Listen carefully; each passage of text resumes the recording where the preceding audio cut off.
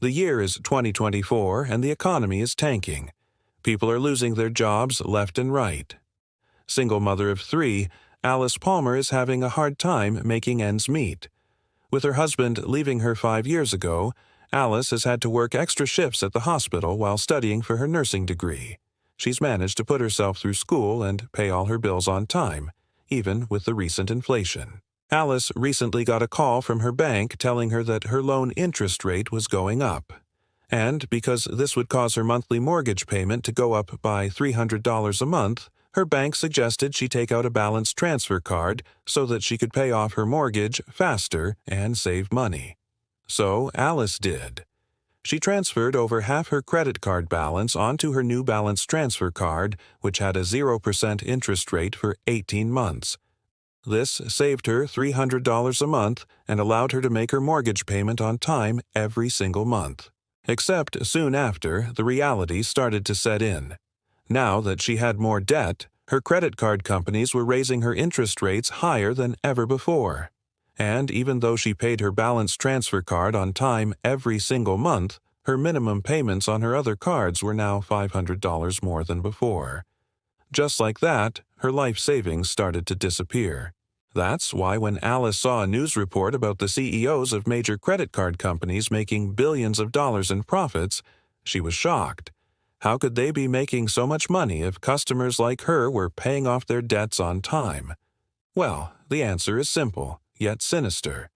The credit card companies are stealing from people like you and me, and it's perfectly legal. And in this video, we're going to show you exactly how. From the outside looking in, America's largest banks and credit card companies seem like harmless businesses who are there to help everyday Americans like you and me buy things we need and want. They offer us rewards and points, cashback, low introductory interest rates, and they even have these amazing travel portals where you can book hotels, flights, and rental cars. It seems too good to be true, and, well, it kind of is. When you sign up for a credit card, they ask you for your Social Security number. But what do they really do with that information? Well, first, they use your Social Security number to check your credit score, which helps them determine how risky you are as a customer. The higher your risk, the higher the interest rate they charge you. Then they use your Social Security number to sell your data to third parties, which brings in $279 billion a year to the industry. And finally, they use your Social Security number to commit insurance fraud and steal your identity. You see, when you apply for a credit card, they ask you for your Social Security number, but they don't ask you for proof of identity. This means that someone can apply for a credit card under your name without you even knowing it.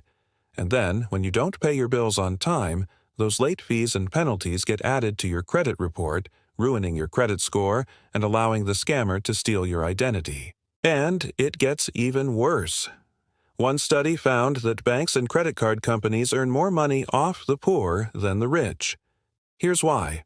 The poor tend to be younger, have lower incomes, less education, less savings, and less access to financial resources. On top of this, the poor tend to rely more on credit cards to make day-to-day purchases and to cover unexpected expenses. In fact, 63% of poor Americans said they used credit cards or loans to cover a basic need in the last year compared to only 33% of richer Americans. This makes them prime targets for high-interest rate predatory lending. And the worst part is that these credit card companies know this. That's why they offer smaller balances and shorter introductory periods to lower-income communities. Lower-income customers fall for it because they think this will help them improve their credit score. Except it doesn't. Studies show that offering small credit lines to lower-income customers actually hurts their credit score long-term. Another way credit card companies are ripping off lower-income customers is by offering them credit cards with high annual membership fees. Many of these customers aren't aware that they're being charged these fees, and they're already strapped with high interest rates, so they can't afford to be nickel and dimed any further. On top of this, credit card companies are also profiting off ignorance. Most people don't read the fine print, so they don't realize they're getting charged overdraft fees every time they spend money. When you sign up for a credit card, they also ask you for permission to do a soft credit pull. What this means is they can look at your credit report without telling you or giving you the opportunity to opt out. After that, they can sell your data to third parties without telling you or giving you the opportunity to say no. One of the most profitable ways credit card companies are ripping off lower-income customers is by charging them high overdraft fees. For example, one of the biggest banks in America charges a $38 fee for overdrafts, $25 for insufficient funds, and $10 for a returned item. So if you try to buy something with your debit card and you don't have enough money in your account, you'll be charged $73 in fees. Imagine trying to make ends meet when you're paying $73 in fees for simply trying to buy necessities. This is why overdraft fees are also known as payday loan fees, because many people who use credit cards and debit cards to make purchases during the month end up paying more in fees than they did in actual goods and services. For example, one report found that a customer wrote a check for $35 when she had just $11 in her account. The bank refused to pay the check and charged her 3 different overdraft fees.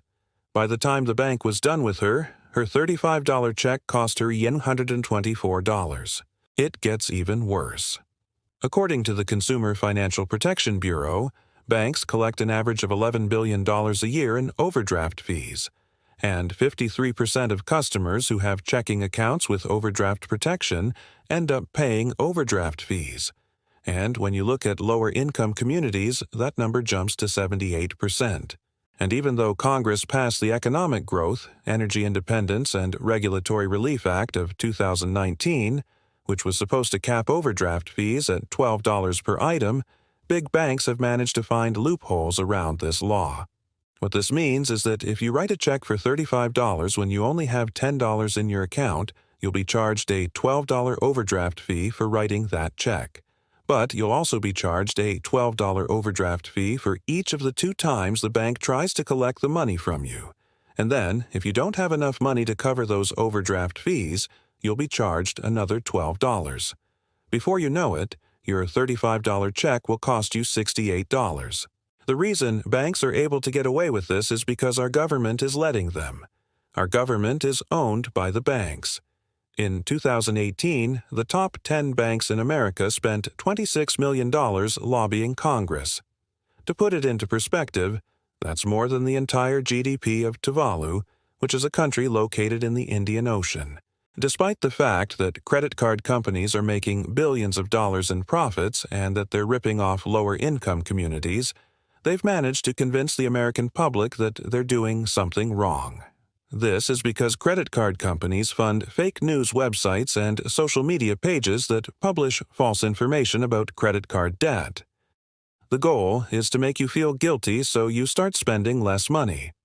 After all, they don't want you to go into debt and then default on your payments.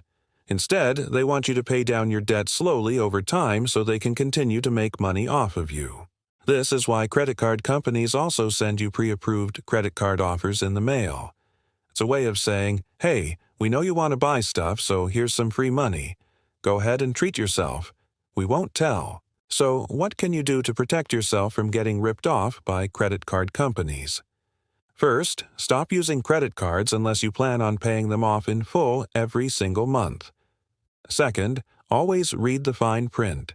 Don't trust anything the bank tells you over the phone. Get everything in writing. Third, keep track of your credit report. You can get a free copy of your credit report from each credit bureau every year at annualcreditreport.com. Check your credit reports for errors and dispute them immediately.